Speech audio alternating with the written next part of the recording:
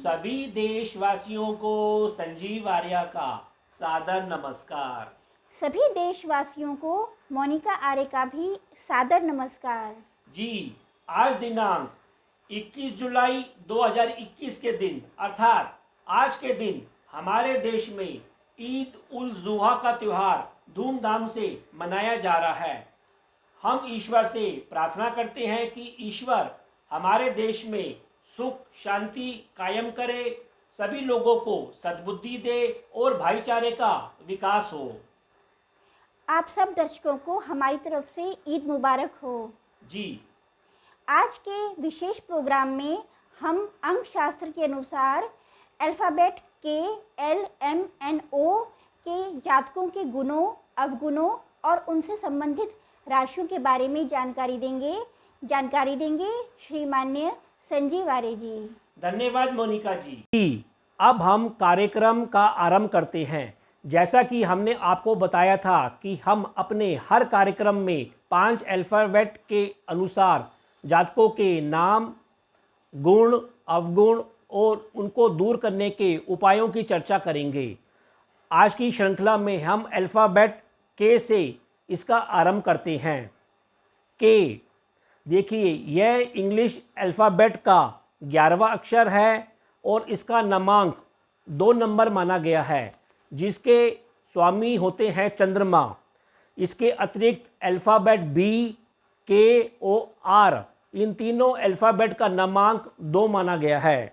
देखिए हिंदी वर्णमाला में इस शब्द के स्थान पर का शब्द प्रयोग किया जाता है, जिसके स्वामी ग्रह होते हैं बुध और जिसकी राशि बनती है मिथुन।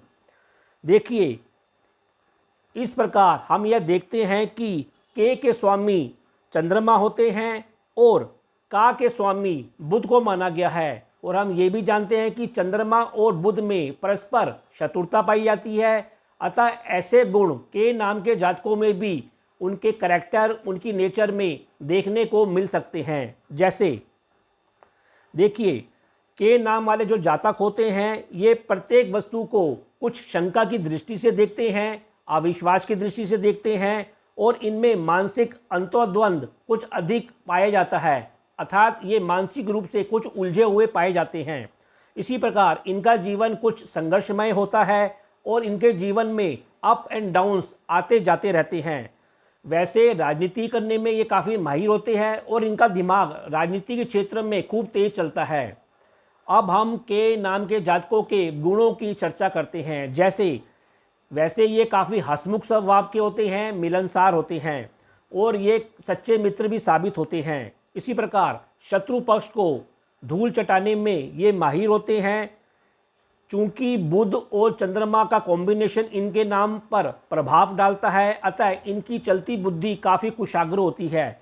इस कारण ये येन केन प्रकरण के द्वारा अपने अधिकांश कार्यों को दूसरों के द्वारा सफल कर लेते हैं। इसी प्रकार चंद्रमा और बुध से प्रभावित होने के कारण इनमें कल्पनाशीलता कूट कूट के भरी होती है। योजना बनाने में और उस पर अमल करने में ये काफ़ी माहिर होते हैं। ऐसा भी देखा जाता है कि ये जातक अन्य लोगों को अपने अनुसार चलाने में भी माहिर होते हैं। वैसे के नाम के जातकों के लिए संडे, मंडे, फ्राइडे शुभ डे माने जाते हैं। इसी प्रकार इनके लिए सफ़ेद रंग, हरा रंग, अंगूरी रंग इनके लिए लकी माना जाता है। अब हम के नाम के जातकों के कुछ अवगुणों की चर्चा करते हैं। जैसे इन जातकों में, जैसा कि हमने बताया कि मानसिक अंतर्द्वंद बहुत अधिक पाया जाता है, इसलिए कई बार ये कार्यों को करते करते बीच में ही छोड़ देते हैं। ऐसा करने से ये पूर्ण रूप से सफल नहीं हो पाते हैं। इसी प्रकार आत्मविश्वास की भी इनमें खूब कमी पाई जाती है। थोड़ी सी असफलता मिलने पर ये भय खाते हैं, डर जाते हैं और निराशावादी और तनावग्रस्त हो जाते हैं। इसी प्रकार ऐसा भी देखा जाता है कि प्रेम के क्षेत्र में और मित्रता के क्षेत्र में भी ये धोखा खाते हुए देखे जाते हैं। अतः इन क्षेत्रों में इनको लोगों के ऊपर कुछ कम भरोसा कर धीरे धीरे संबंधों को बढ़ाना चाहिए। इसी प्रकार इनको ये सलाह भी दी जाती है कि पूर्णिमा की रात्रि को इनको रात में सफ़र करने से बचना चाहिए और अधिक नदी तालाबों के पास जाने से भी बचना चाहिए, अर्थात जल क्रीड़ा करने से इनको सावधानी अवश्य रखनी चाहिए। इसी प्रकार ऐसा भी देखा जाता है कि इनके अंदर कुछ शो ऑफ करने की प्रवृत्ति अधिक पाई जाती है। इसके ऊपर खर्चा करते हुए देते हुए कुछ अधिक समय व्यतीत करते हैं और इनके अंदर कुछ स्त्रियों जैसे व्यवहार भी पाए जाते हैं, अतः उनको इस व्यवहार से भी अपने आप को बचाना चाहिए। अब हम कुछ ऐसे उपाय बता रहे हैं जिनको कर कर के नाम के जातक अपने जीवन को और अधिक सफल और संतुलित कर सकते हैं। जैसे इनको सूर्य भगवान को जल का अर्घ देना चाहिए, गायत्री मंत्र का जाप करना चाहिए। इससे इनकी आत्मिक शक्ति बढ़ेगी और इनमें आत्मविश्वास की वृद्धि होगी। इसी प्रकार इनको सफ़ेद रंग के वस्त्रों का और खाद्य पदार्थों का भी अधिक से अधिक सेवन करना चाहिए ताकि इनकी चंद्रमा को शक्ति मिल सके। इसी प्रकार इनको सोमवार और शुक्रवार के दिन शिवलिंग पर जाकर दूध और जल से अभिषेक करना चाहिए। तो ऐसा करके ये अपने जीवन को और अधिक सफल और संतुलित कर सकते हैं। जी, वीडियो के इस भाग में हम अल्फ़ाबेट एल नाम के जातकों के बारे में चर्चा करते हैं। देखिए, एल अल्फ़ाबेट इंग्लिश का 12वां अक्षर माना गया है और इसका नामांक 3 माना गया है, जिसके स्वामी ग्रह होते हैं गुरु या बृहस्पति। इसके अतिरिक्त अल्फ़ाबेट सी, अल्फ़ाबेट जी, अल्फ़ाबेट एल और अल्फ़ाबेट एस, इन सभी का मूलांक 3 माना गया है। देखिए, ऐसे जातक जो होते हैं ये काफ़ी भावुक होते हैं, दार्शनिक होते हैं, परोपकारी होते हैं। विचारों से ऐसे जातक काफ़ी सुलझे हुए होते हैं और श्रेष्ठ कार्य करते हुए दिखाई देते हैं। इनकी प्रकृति गंभीर मानी जाती है और ये उच्च स्तरीय पहनावा भी पहनते हैं और अपने आप को श्रेष्ठ समझने की प्रवृत्ति भी इनमें कूट कूट के भरी होती है। देखिए, एल शब्द के लिए हिंदी वर्णमाला में ला शब्द का प्रयोग किया जाता है। ला शब्द मेष राशि के अंतर्गत आता है और इसके स्वामी ग्रह होते हैं मंगल। ये एक शुभ स्थिति है कि मंगल और बृहस्पति में मित्रता होती है। इस प्रकार एल शब्द वाले या ला शब्द वाले व्यक्ति काफ़ी हद तक श्रेष्ठ होते हैं और इनमें अवगुणों की कुछ कमी रहती है। अब हम एल शब्द वाले जातकों के गुणों की चर्चा करते हैं। जैसे गुरु ग्रह के प्रभाव से ऐसे जातक धनवान होते हैं, बुद्धिमान होते हैं, इनको संतान का पूरा पूरा सुख मिलता है। इसके अलावा ये विद्या के प्रेमी होते हैं और ये वाद विवाद और बौद्धिक स्पर्धा में तथा उपदेश देने में माहिर होते हैं और इन कार्यों में दिलचस्पी लेते हैं। इसी प्रकार ऐसे जातक पूर्णतः सैद्धांतिक होते हैं, अनुशासन प्रिय होते हैं, महत्वाकांक्षी होते हैं और नेतृत्व करने की भावना इनमें कूट कूट के भरी होती है। इसी प्रकार जैसा कि हमने बोला कि हिंदी वर्णमाला में एल के लिए ला अक्षर का प्रयोग किया जाता है, जिसके स्वामी ग्रह होते हैं मंगल और जिसका अंक 9 माना गया है। इस कारण इनमें कुछ क्रोध की भावना भी देखी जाती है, उग्रता की भावना भी देखी जाती है। जिद की भावना के साथ साथ इस शब्द में विवेकशीलता भी पाई जाती है, तालमेल भी पाया जाता है, जो कि बृहस्पति के शुभ गुण माने गए हैं। इसी प्रकार इनके लिए जीवन में धन कमाने की तुलना में नैतिक मूल्यों पर ये अधिक विश्वास करते हैं, जोर देते हैं और अपने चरित्र को अधिक महत्व देते हैं। कहने का तात्पर्य यह है कि धन के मुकाबले ये उच्च जीवन, उच्च विचार रखने में ज़्यादा भरोसा रखते हैं। अब हम कुछ ऐसे अवगुणों की चर्चा करेंगे जो कि एल जातकों में पाए जाते हैं। जैसे ऐसे जातक कभी कभी घोर स्वाभिमानी बन जाते हैं, उग्रता अपना लेते हैं, क्रोध इनको आ जाता है और संबंधों को तोड़ने में भी देरी नहीं करते हैं और इस कारण कभी कभी अकेलेपन के शिकार भी होते हुए देखे गए हैं। इसी प्रकार चूँकि ये घोर सैद्धांतिक होते हैं, अनुशासन प्रिय होते हैं, इस वजह से इनके मित्र और इनके अधीनस्थ कर्मचारी जो काम करने वाले होती हैं, धीरे धीरे वे इनसे चिढ़ जाते हैं, बैर रखते हैं और शत्रुता रखने के कारण इनको नुकसान पहुंचाने की चेष्टा भी करते हैं। इसी प्रकार इन लोगों में कुछ प्रचार करने की भावना, प्रसार करने की भावना भी देखने को अधिक मिलती है। कभी कभी ये अपनी कमजोरियों को, अपने ज्ञान को छिपाने की भी कोशिश करते हैं और अपने को श्रेष्ठ साबित करने की भी कोशिश करते हैं, जो कि एक गलत बात है। अब हम कुछ ऐसे उपायों की चर्चा करेंगे जिनको अपनाकर एल नाम के जातक अपने जीवन को और सफल और संतुलित कर सकते हैं। जैसे इनको शिवलिंग पर सोमवार और शुक्रवार के दिन दूध और जल से अभिषेक करना चाहिए। अंक 3, अंक 6 और अंक 9 वाले जातकों से अपनी मित्रता और संबंध कायम करने चाहिए।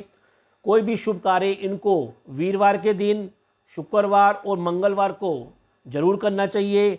और सबसे ज़रूरी गायत्री मंत्र का इनको निरंतर जाप करना चाहिए ताकि इनकी बुद्धि श्रेष्ठ मार्ग पर चले और ये अपने जीवन को सफल रखें। तो हम उम्मीद करते हैं कि हमारे द्वारा बताए गए उपायों को करके एल नाम के जातक अपने जीवन को और अधिक सफल और संतुलित कर पाएंगे।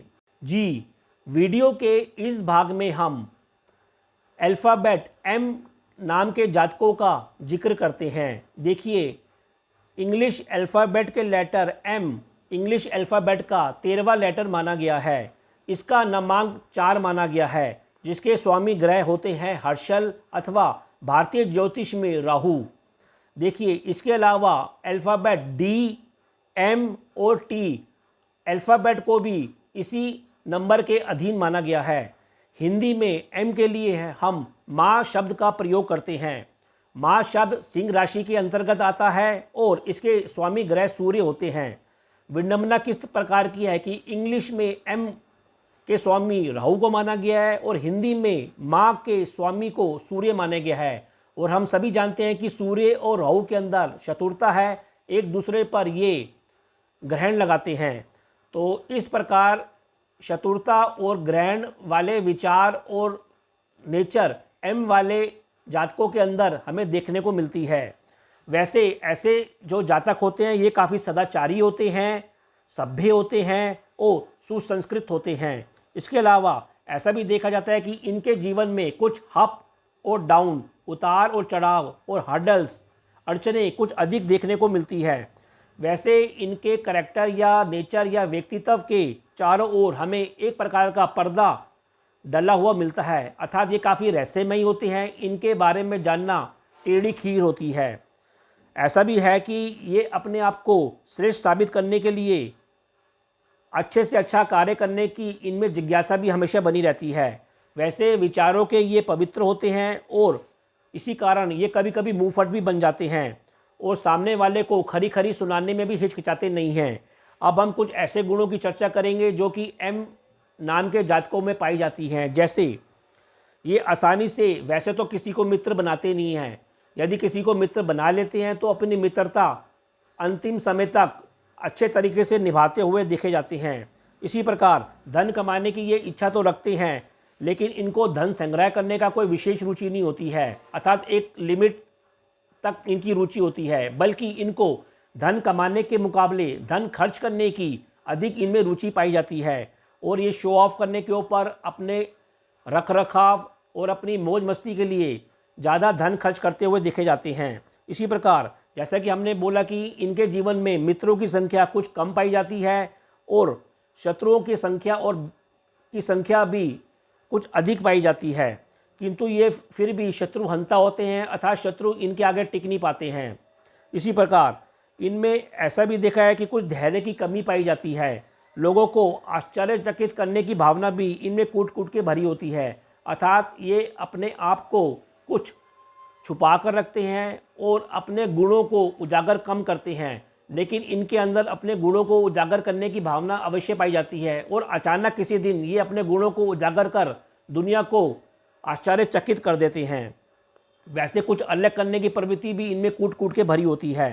अब हम कुछ ऐसे अवगुणों की चर्चा करेंगे जो कि एम नाम के जातकों में पाई जाती हैं। जैसा कि हमने बताया कि ये काफ़ी स्वेच्छाधारी होते हैं, स्वच्छंद होते हैं, अलग अलग जगहों पर घूमने के शौकीन होते हैं, अपना स्वतंत्र चिंतन रखते हैं, जो इनके व्यक्तित्व के गुण भी और अवगुण दोनों रूप से पाए जाते हैं। इसी प्रकार जैसे कि हमने बताया कि आपके मित्र ही आपके धीरे धीरे शत्रु बन जाते हैं और आपको अक्सर जीवन में नुकसान पहुंचाते रहते हैं। इसी प्रकार कभी कभी ये संबंधों में ईर्ष्या का भाव रखते हैं, बैर रखते हैं, तो संबंधों में ये इस प्रकार का कार्य कर शत्रुता या शत्रु पैदा कर लेते हैं। इसी प्रकार चूँकि इनमें धैर्यता और तालमेल पर भी इनको अधिक ध्यान देना चाहिए, क्योंकि इनमें धैर्यता की कमी होती है और तालमेल का भी अभाव होता है। इसी प्रकार कभी कभी ये अति उत्साह में आकर कोई ना कोई कार्य करते रहते हैं। वैसे तो आप प्रतिभाशाली होते हैं, किंतु धैर्य और बिना सोच समझकर कार्य करने से आपको अक्सर नुकसान ही अधिक उठाना पड़ता है। इसी प्रकार इनके अंदर ऐसा भी देखा जाता है कि ये बिना मांगे लोगों को सलाह देते रहते हैं, मदद देते रहते हैं। क्योंकि इनके अंदर दयालुता का भाव अधिक होता है, इसलिए कई लोग इनको मूर्ख बनाकर अपना उल्लू सीधा करते हैं और इनको नुकसान पहुंचाने की चेष्टा करते रहते हैं। देखिए, अब हम कुछ ऐसे नामों के उदाहरण बता रहे हैं जिन उदाहरणों को सुनकर आप इनके बारे में पता लगा सकते हैं। जैसे भगवान महावीर, मोहनदास करमचंद गांधी, मदन मोहन मालवीय, एक्टर मनोज कुमार, मिल्खा सिंह जिनका अभी अभी देहांत हुआ है, मैथिली शरण गुप्त, मेनका गांधी, माधुरी दीक्षित, मीना कुमारी आदि सभी चरित्र कुछ ऐसे हैं जिनके बारे में आप एम नाम के जातकों के बारे में जो हमने बताया है वे वैसे ही हैं। इसी प्रकार अब हम कुछ ऐसे उपाय बताएंगे जिनको कर एम नाम के जातक अपने जीवन को और अधिक सफल और संतुलित कर सकते हैं। जैसे इनको सतनाजा पक्षियों को जिमाना चाहिए, सूर्य भगवान को जल का अर्घ देना चाहिए, गायत्री मंत्र का निरंतर जाप करना चाहिए। बुध के उपाय करने के लिए इनको ओम बूम बुधाय नमः का जाप करना चाहिए। हरे रंग के वस्त्र और हरे रंग के खाद्य पदार्थों का अधिक से अधिक सेवन करना चाहिए और अंत में जल में इनको तुलसी और गोमूत्र का अवश्य सेवन करना चाहिए। तो हम उम्मीद करते हैं कि इन उपायों को कर एम नाम के जातक अपने जीवन को और अधिक सफल और संतुलित कर सकते हैं। जी, वीडियो के इस भाग में हम अल्फ़ाबेट एन का जिक्र करते हैं। देखिए, एन अल्फ़ाबेट इंग्लिश अल्फ़ाबेट का 14वां अक्षर माना गया है और इसका नामांक होता है 5, जिसके स्वामी ग्रह होते हैं बुध। हिंदी में एन के स्थान पर ना शब्द का प्रयोग किया जाता है, जो कि वृश्चिक राशि के अंतर्गत आता है और जिसके स्वामी ग्रह होते हैं मंगल। इस प्रकार एन जिसके स्वामी ग्रह बुध होते हैं और ना जिसके स्वामी ग्रह मंगल होते हैं, बुध और मंगल में चतुर्था भाव होने के कारण इसके करैक्टर में वह अंतर्द्वंद और मंगल और बुध का चतुर्था भाव देखने को मिलता है। जैसे ऐसे जातक बुद्धि से काम कम लेते हुए दिखाई देते हैं, कभी कभी उग्रता का भाव अधिक लेते हैं। इसी प्रकार धन के मामले में भी ये विरोधाभासी होते हैं और धन के क्षेत्र में परेशान होते हुए भी देखे जा सकते हैं। इसी प्रकार इनका जीवन कठिनाइयों से भरा हुआ होता है और कोई भी काम इनका आसानी से पूर्ण नहीं हो पाता है। विघ्न और बाधाओं को झेलते झेलते ये कई बार खूब माहिर बन जाते हैं, खूब दर्द सहते हैं, लेकिन अपने मुंह से ये उफ तक नहीं करते हैं। कहने का तात्पर्य ये है कि ये जीवन में इतने संघर्ष देखते हैं और अंतवा गोता सफल भी होते हैं।